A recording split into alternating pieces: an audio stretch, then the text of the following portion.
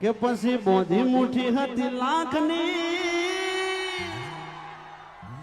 એ મારી બોધી મુઠી હતી લાખની એ ખુલ્લી મુઠી ને ખબર પડી થઈ જઈએ તો કાકની